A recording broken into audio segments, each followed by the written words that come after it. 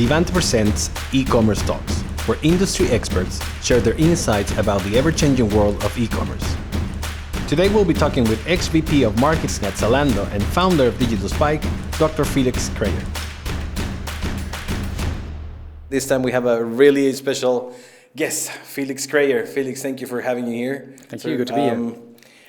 It's an honor, first of all, because I've been reading through your experience and as a marketer. There's tons of things I would love to ask you. So we're going to try to organize it pretty well and start with a little introduction from yourself. I mean, if you can tell us the last 10 years of your life, how they look like. Sure. So, yeah, good to be here. I'm Felix. I'm German and have been in e-commerce, mostly fashion e-commerce, for about 9 years now. I originally started my career with McKinsey as a consultant in Berlin, and have been working with a couple of startups. Spent over 2 years with Zalando. And I mean, there's never been a non-heavy growth phase, but that was really a heavy growth phase in 2012 to 14. And was then a managing director with Marco Polo, a German fashion brand, where I was taking care of all the digital parts of the business, own e-commerce, wholesale e-commerce, multi-channel loyalty. And then I founded my own company, Digital Spike, last summer, which is sort of a consulting company with a bunch of people with heavy experience from the industry, e-commerce professionals, trying to help mostly brands, also some retailers, in accelerating their digital business. So I have to do my job and ask you about Zalando, because Zalando is one of the most recognizable brands in fashion and online shopping, and the way they grow from a small platform to a behemoth right now is amazing. So if you were there through the whole transformation, through the whole growth, like you said, the rapid growth. So what do you think played a key part of this growth, and why actually made it happen? Yeah, I mean, Zalando is amazing. It's still amazing today how after all those years they still manage to be sort of quite fast, quite agile, and still grow at a very heavy pace. And I mean, the time I joined Zalando was I joined 2012. The company was around 4 years old back then, and it was like a steady flow of new faces from all over Europe, building up IKEA tables and chairs every week, and really, I mean, they had a fantastic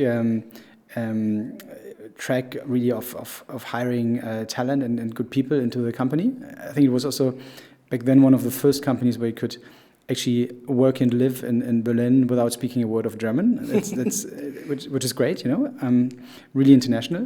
And I think there's a few factors that Zalando benefited from. I mean, I think one thing is really big kudos to the founders, to Robert Gens and David Schneider. Also Ruben Ritter, who's the third managing director. I mean, they really put up pretty bold targets all the time, and they managed to achieve and overachieve them. So they really believed in it and in the idea. I think also time was right, to be honest. It was perfect timing, not only to, I think back in 2008, it was not a crystal clear case that fashion would become the next big vertical in e-commerce. Everybody was very skeptical about return rates and everything, and Zalando, they did the opposite. I mean, they actually, the free shipping and free return was one of the main USPs of Zalando. So they actually also to some extent took away the fear of many first-time fashion e-com buyers. And then I think also time was right in terms of the approach to marketing. I mean, Zalando was one of the really first startups that went for TV advertising big time. They had very loud and very different TV campaigns, which really helped to boost the awareness for the brand in no time in Germany and also in other markets. And I think that's something, if you do today or even just 5 years later, no way you would have been able to create such a buzz and awareness with TV advertising. Yeah, so I think there's a few factors, but it's certainly a very unique case, I think, in Europe. Yeah. No, for sure. I mean, and something that it calls my attention a lot is I was in Berlin last year and remember joining a Zalando meetup, and there was like 5 or 6 data scientists from Zalando. So for me, it was very like, why do you have so many data scientists? Like, what's I'm sure there's more, probably now, yeah. I mean, but what is the role that tech is playing in the innovation of Zalando? I think the interesting part is Zalando never really started as a fashion company, and I think that's the reason why it was so successful. It really also disrupting the industry. Yeah, it was in the beginning, in the early days, was a performance marketing machine, and it was a tech company. Yeah? I think those were the 2 core competencies that Zalando really had. No logistics, no fashion know-how. That was something that was built up over time, and also the first people that worked for Zalando, I think they had no clue in fashion really, but it's more about they had an idea of internet business models. They had an idea of how you work with data, how you acquire customers on the performance marketing side, and then also how important it is to have technology know-how in the company to really grow and scale the business. And also Zalando is very famous still today for trying to do not everything, but pretty much everything themselves. Yeah, I mean they've also started up tech hubs in Finland, in Portugal, and other markets. And I think that's really the core belief that tech is the driver of the business, and it's almost like a fashion tech company. That was also a term that was used quite often back then. So there's almost like tech was beyond the actual product. Yeah, I mean to some extent probably yes. And I mean if you told this to sort of the ordinary old-fashioned fashion guy, either from brands or from fashion retailers, they would all laugh at you, And this fashion as a core competence is so deeply embedded in the DNA of most of the companies in the industry that Zalando really had a very different approach there that made them also ultimately so successful, I think. Now, when companies, I mean, Zalando is already a massive name. But there's still a lot of startups trying to do what Zalando did, or trying to replicate the model. Where do you see that they're actually moving forward or not moving forward? What is there something stopping them to reach the Zalando model, or do you think it's just because the market is full? I don't know, to be honest, if there's really, I mean, probably copying the model in some other verticals. You can see that. I think in fashion, it's becoming more and more difficult to. I mean, Zalando is market leader in most of the European markets they're in, and it's going to be more and more difficult to establish the same kind of business model besides Zalando. Also, because I mean, especially this approach of really optimizing performance marketing to the max is something that was obviously much easier some years ago compared to today, where you have. All brands have their own e-commerce, and you have tons of different multi-brand providers. They're all bidding on Google keywords. At the same time, search is moving from Google to Amazon. So I don't see the potential to still optimize in a field where pretty much everything's optimized already. Yeah. So I think that to that extent, it's actually quite difficult. If you look at other verticals, I think, I mean, fashion being a really big vertical, to be honest, but this idea of being a specialist, let's call it a specialist e-com company. Might also want to call it a niche, but I think the idea is really specialist. Be it in beauty, be it in sports or special sports categories, or be it in pet food, or pet, any kind of verticals you can think of. I think this idea still works, especially when in a world where, from a retailer perspective, the biggest threat is obviously Amazon, who is a big box everything store. But which is not as specialized on a customer experience in a specific category that has certain needs for all sorts of elements of the user experience. But that's something to me is very key. The customer experience. Amazon still looks almost the same. I mean, even though they try Prime and a bunch of different things, it still looks very similar to what it was a long time ago. Zalando, on the other hand, and not only Zalando, but the experience that you had after with Marco Polo, it was more customer-centered. It was more about the experience. Yes, no, I mean, I wouldn't say it's more customer-centered, because I think to some extent you can't be more customer-centered than Amazon. But it's true that Amazon is more about the convenience aspect of it, not so much about if you just take the example of buy clothes on Amazon, the shopping experience is much less of a pleasant one, and you would also probably be less likely to use Amazon as a first destination for discovery. while if it's for search, it's great. Yeah, and I think to that extent, that's also a thing where Zalando can still stand out compared to Amazon. Yeah? It's just much more fun to shop fashion on Zalando. On the other hand, everything around convenience, be it delivery convenience, be it customer service and service levels on Amazon, but also the sheer fact that you have so many different services that sort of create also a login effect. It's not only about shopping, but it's also about, and it's shopping in many categories. I mean, you can buy your firewood on Amazon as well as your clothes. But also in terms of video streaming, you have Audible, you have Prime Music, you have all sorts of add-on services which create a login effect. So I would definitely not say it's not customer-centric. I think it's very customer-centric. But I agree that the sheer front end and the user experience on the site or in the app is much more tailored towards the specific category that a company like Zalando is in on a page like Zalando. And when you leave Zalando and try to move towards Marco Polo, like what are the things that you could easily replicate into a fashion brand like Marco Polo?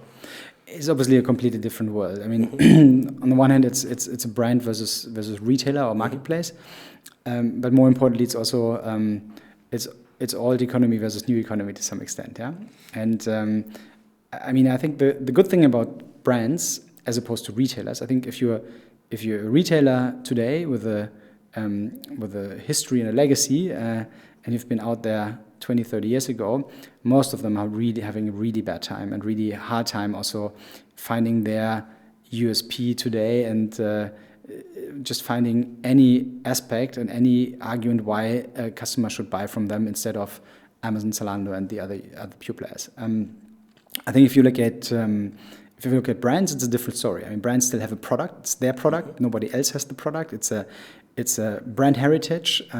So it's to some extent it's in a healthier position. Other problems, other challenges, and I think what you find in legacy companies is obviously a completely different speed, completely different approach also to priorities. I mean, thinking about the discussion we just had on tech. I mean, look at any fashion brand, and Marco Polo is not an exception. I would not say that tech is at the core of their skill set and of what they believe is important for them going forward. Neither is data, working with data, business intelligence, or simply using the data that they sit on. And I mean, brands sit on tons of data. So this kind of thing, I think, bringing a bit of this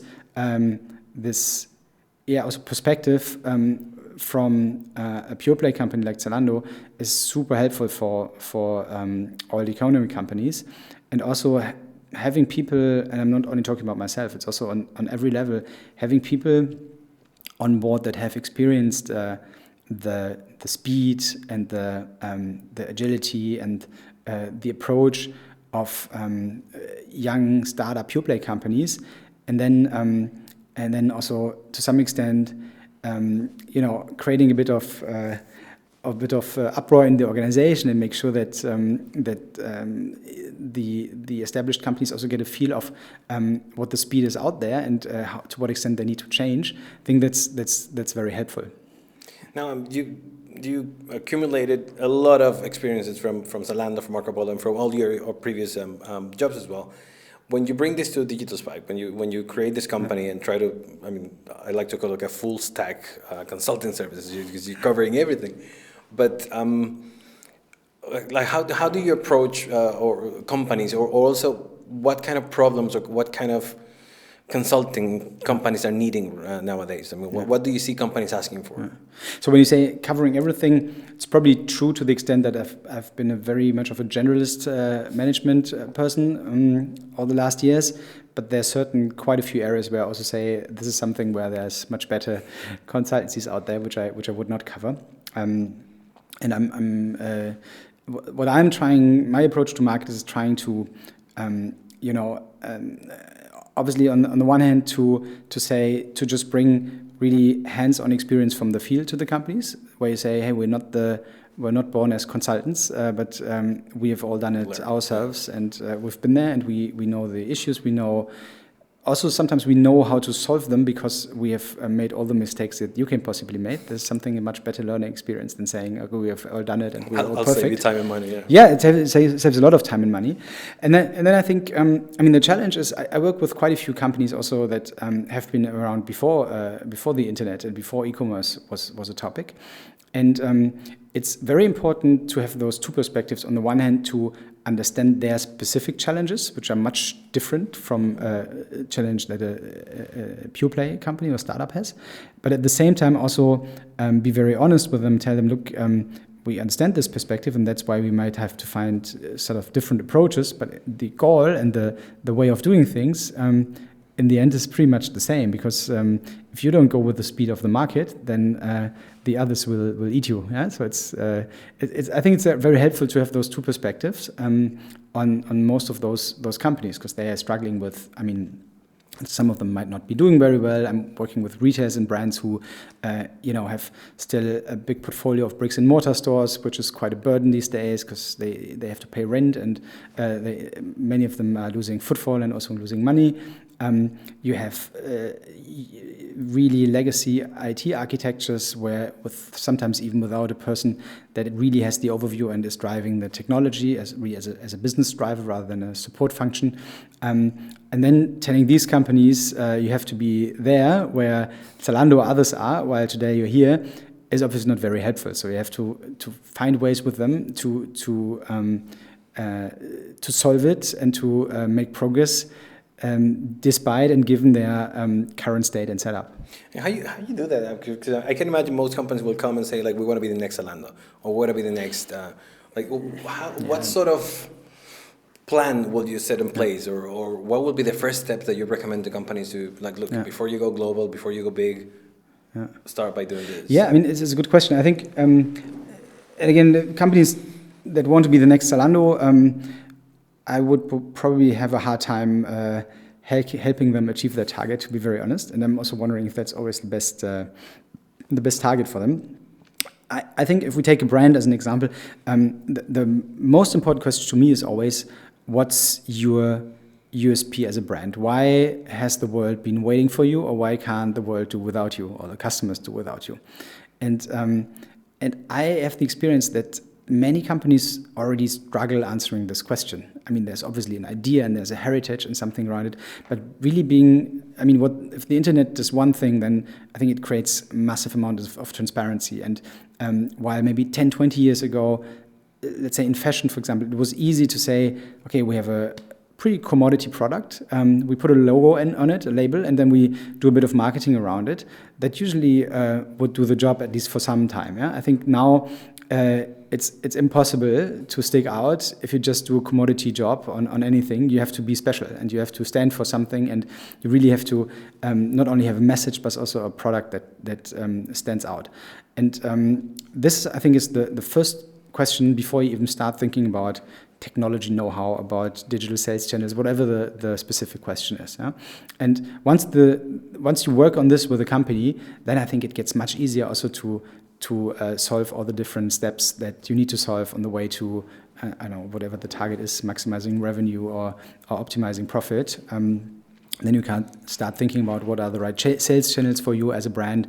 Then you can think about how do I do selective distribution. Then you can see, okay, when it's not that you say everybody has to build up tech know-how. Nobody knows really why, but you have to build up because everybody does this. So then you also have to say, okay, what you need tech capabilities for, who might be the right partner for you if you don't have the resources to hire 20 tech people, and you will not find them anyway. So that's a bit I think the first starting point. And it's not so much about, hey, everybody does own webshop, everybody does marketplace, everybody builds an app, everybody is great on social media. We also need to do it. We don't know exactly why, but everybody does it, so it seems to be the right thing. And in the end, the result might be the same. So they will end up with social media and with webshop and these kind of things if they don't have it anyway. But I think it's much better if you develop this from the really core and not just as we need to do it because everybody does it. Now, something that you mentioned about the human talent to find the right people for the right operation or growth or whatever you have in mind as a brand. there's two ways nowadays, right? You can either spend a lot of time trying to find the right people and hire the right people, teach them the culture of the company, or on the other hand, you can just go and try to outsource everything. And obviously, you're in the middle of there because people will come and ask you, like, what should I do? Like, should I point me in the right direction of what's my next step? How do you see it? I mean, not only convenience, but the pros and cons. Like, should companies build their own teams and spend all this time and effort to get them their own, or just try to find people with experiences and just get it done? I think as usual, there's no black or white answer. It really depends.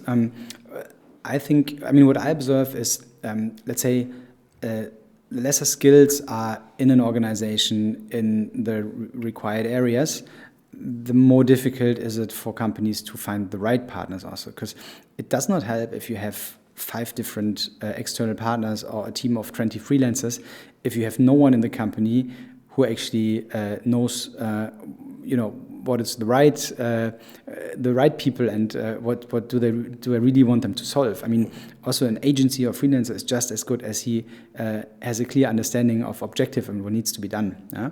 So I think companies need definitely more and more to work in sort of flexible models. I mean, any company will not find full-time employees on every requirement they have, and they don't have to. So they will have to find ways to work with freelancers, externals, whatever. But I think what I often observe is, for example, there's a lack of, let's say, tech know-how in this case, or tech also resources, and then you just hire an agency or hire some freelancers. But in the end, the first thing you should do is you should probably hire a CTO to make sure that someone, or a CIO, someone in the company has the head on in terms of tech, and this person can then decide, okay, what's the right setup, the right partners, what do we need to do ourselves, what do we need external. And this is the first step, and then you can do the second step. And I have the impression many companies do the second step before the first, and then end up being unhappy with whoever they have taken on board, because there's no clear communication of objectives and someone holding it all together. So yeah, probably it will be better to have some sort of a link between what your company means and the company wants to sell towards any group of freelancers or whatever. Yeah, I mean, it's also again around core competencies. I mean, I think in the not only long term but short to mid term, and let's stick with the topic of tech, it will be has to be a core competency of pretty much any company that's producing and selling products. Yeah? But is it the right approach now to say, okay, we have to build a hub with 30 tech people tomorrow without really knowing, what kind of profiles we need and what we need them for? Of course not. And if you look into those companies, there's often, also if you look at the board and who's part of the board and what capabilities, then you have sort of product capability, you have sales capability, you might have good marketing capabilities, but then tech is sometimes a support function somewhere under the, CFO or whatever the where you want to put it. And it's then the people that, repair your laptop, but it's not the people that drive innovation in the company. And exactly. I mean, I think I asked you in the beginning, like the role of innovation and that role towards the future. How do you envision the e-commerce and retail world in 10, 20, 50 years from now? I mean, obviously, there's tons of tools every day that are happening. A lot of startups offering microservices and this and that for companies like any retail company, or anyone who's selling a product. How do you envision the future, and not only for this kind of approaches, but also for brick and mortars, for example? Well, how do you see we're going to be buying our stuff from 10, 20 years from now? Yeah. To be honest, 20 years, I have no idea. It's too far away. I mean, I think what you see already today, that the boundaries and differences between channels will disappear. Yeah? And that's also probably not a very bold statement, because you see this happening already. So it's not so much about do I buy offline, do I buy online? I mean, today already everything is mobile. I think customers don't want to walk somewhere, see if it's available, and if they're lucky and it's available, take it with them in a big paper bag or whatever. So I think it's clearly not going to be about channels, but it's going to be about creating a customer experience that's, and I hate to call it omni-channel, multi-channel, because the word channel in the end is not relevant. It's more about making sure that you are where the customer is, and this might also be on the smartphone, doesn't have to be in the specific location, and that you actually make it as easy as possible for the customer to run a transaction and buy your product. Yeah? So it's really a mix of getting sales, marketing, tech, everybody together to figure out, all right, how is our customer acting towards our brand, and where are they buying our brand? And absolutely, and I think it's all about thinking from the customer. I mean, if you can have tons of shitty, and I can use the word again, multi-channel examples today. If you go somewhere and you go into a store and either the technology doesn't work, or there's no one who can check if something's available online, or they might actually have the wrong incentives they don't want to check because then it's not their sales. You go there and want to return something, this also doesn't work, or if it works, you don't get your money back, but you have to find a different way of reimbursement. I mean, there's tons of examples why it doesn't work, yeah. And I mean, ultimately, the technology is all there. I mean, there's no reason why you shouldn't be able today. And I mean, Amazon does it also with their stores. You should be able today to run into any store, pick a piece, maybe scan it if needed, and then take it home, and then you're done. But literally nobody is offering this because they're all having trouble getting their shit together in terms of systems and setup. It's true, and well, I mean, there's tons of companies and brands being created every day.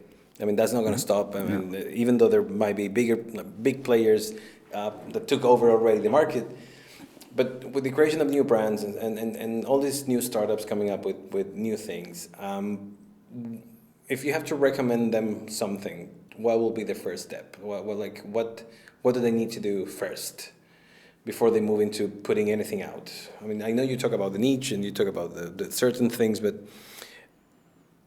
I have a brand. What's my first step into moving into e-commerce? I would say it's again a very similar question that I asked before. Why has the world been waiting for you? What's new?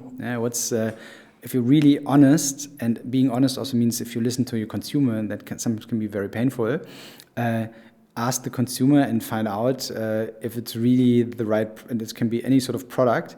And if it's not, then adjust it, and it's something you should do at a very early stage. Yeah? So it's all about prototyping, an MVP kind of approach, and directly testing with the consumer, and then really stop doing things where the consumer tells you at an early stage. I mean, there's no better feedback you can get, and change it. Yeah? I think that's the opportunities are out there today. It's much easier. It's never been easier to do this, and brands still take too little advantage of it. Felix, if you have to recommend a good podcast and a good book for the people that's watching, what will be those? Yeah, I'm afraid this is very German, I guess, my focus. And also, as we're at the K5 conference, has been a couple of quite German days, which is good and bad. Yeah? It's a great community. I have my good friend Arman Farsi. He recently joined the company Fanatics, and he's had a very popular podcast in Germany, which was called Commerce Corner. Right. Some of the episodes are also in English, and now he put up a new podcast which is called Fast Break. So it's fast and then break with BREYK. All right. Just took his first 3 or 4 episodes online. You can also hear me in one of them, and this is something if you want to get a very diverse perspective on different e-commerce and also more digital. General digital topics. This is definitely one thing I can recommend. Well, if we're going to pass the message and then maybe link our audience to go take a look. Felix, it's been a pleasure.